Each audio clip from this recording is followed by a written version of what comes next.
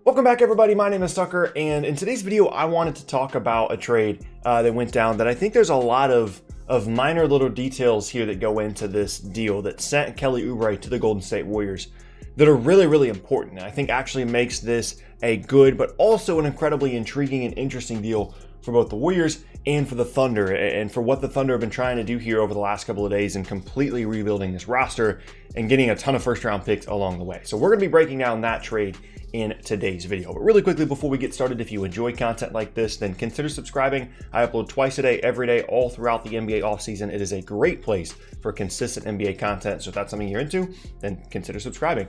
You can also leave a like rating on the video as well. Helps me out a ton, helps the video get out to more people on YouTube. And you can hang out with me at the various socials at the bottom of the screen, including twitch.tv/spolo_TD, where I stream at least 5 times per week. With those things said, let's go and get started. Okay, so the parameters of the deal here actually seem kind of strange when you first look at it, because it's Kelly Oubre, who makes about $14 million this upcoming season and then will be a 2021 free agent, going to the Warriors in exchange for a top 20 protected 2021 first round pick. And when you're looking at that, I think a lot of people's initial reaction here was, why did Oklahoma City only get what could very likely end up being just 2 second-round picks if this pick is not conveyed next year, depending on how good the Warriors are? This is a player that seemed like a pretty significant piece of the Chris Paul trade package, in addition to the pick that they got in some of the younger players.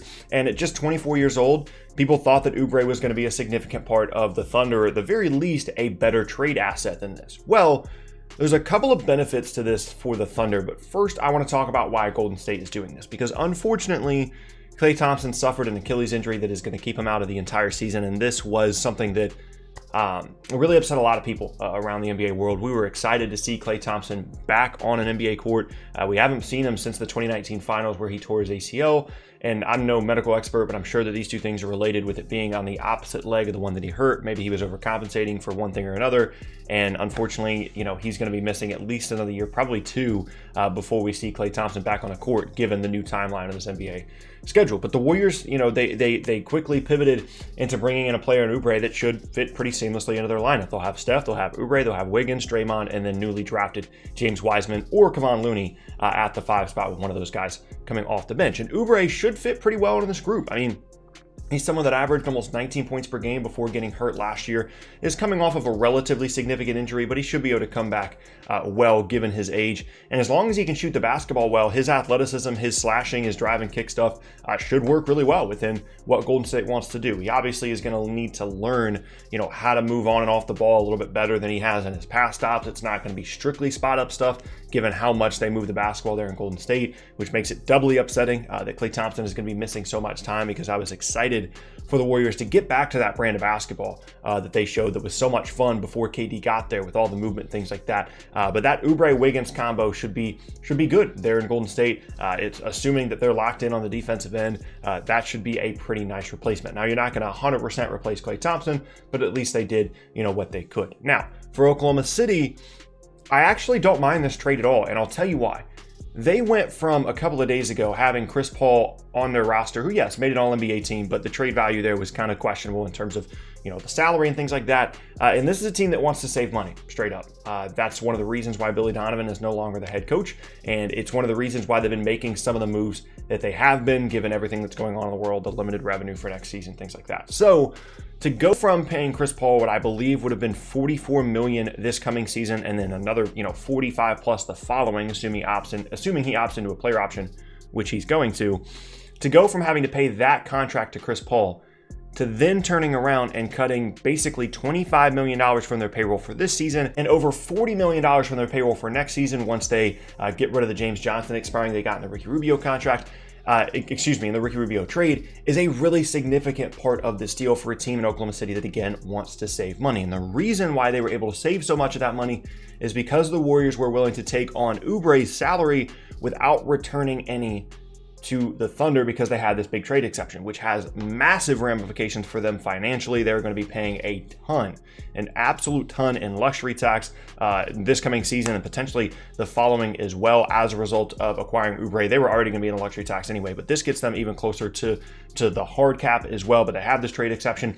And so the Thunder went from, having Chris Paul on their roster to having these assets, as I tweeted the other night. They're now going to have Ty Jerome, Jalen LeCue, the Warriors' top 20 pick in 2021, or top 20 protected, Phoenix's 2022 first round pick that is top 12 protected, and then the international player who they drafted 17th overall, who they went up in that draft by using Ricky Rubio, getting James Johnson, talked about all that stuff. So on paper, it might not look like they got a ton out of Chris Paul, but when you're thinking about the financial stuff and, the fact that they got contracts for taking on, or they got draft picks for taking on Paul's contract last offseason anyway, they just continue to roll over first round pick after first round pick. And I honestly am envious of what Sam Presti is doing there in Oklahoma City.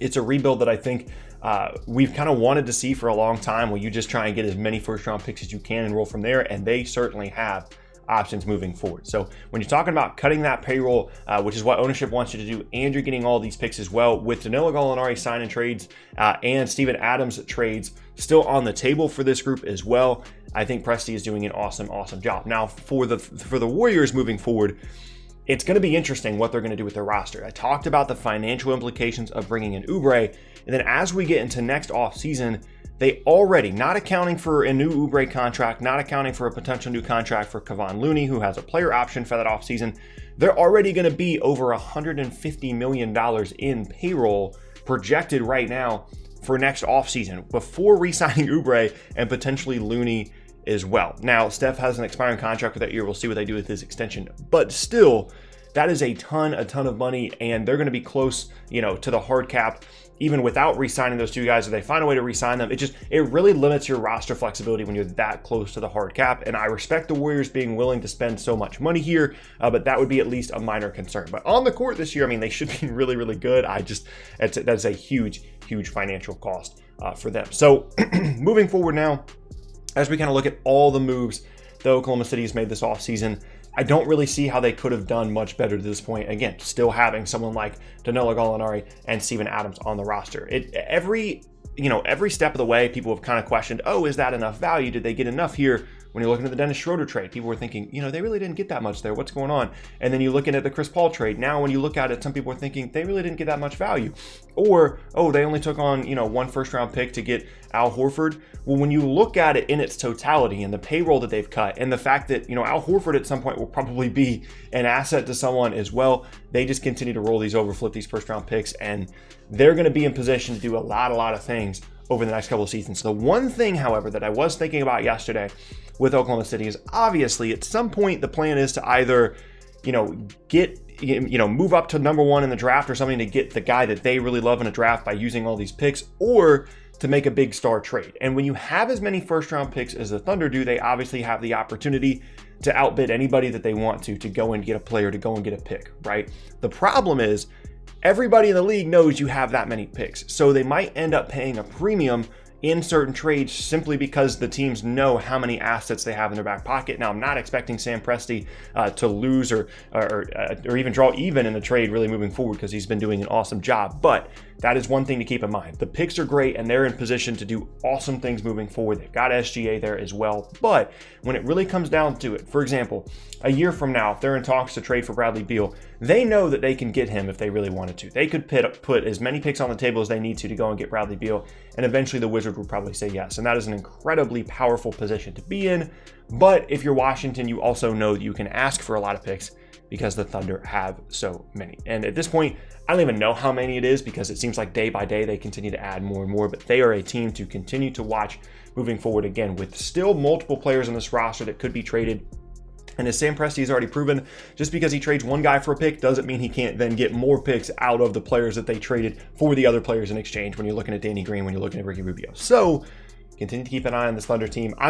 This is one of my favorite storylines of the entire offseason, honestly, is just continuing to watch Sam Presti work. to put Oklahoma City in a position to be potentially, the team of the future in the NBA, along with a handful of others like the Pelicans, if they continue to progress with all the picks they have. Memphis obviously has a couple of really good players as well. Dallas with Luka and Kristaps. But in terms of the assets, I don't think anybody throughout NBA history will have been able to match what Oklahoma City has moving forward here, and they're always going to be on trade watch. Not only trading players away, but when they want to make their move, they're going to have plenty of assets to be able to make whatever move they want to. But that is going to be the end of today's video, and I thank you all very much for watching. Once again, my name is Tucker. If you missed any of my previous videos, then be sure to check out the boxes on screen. Thanks again, and I'll see you all next time.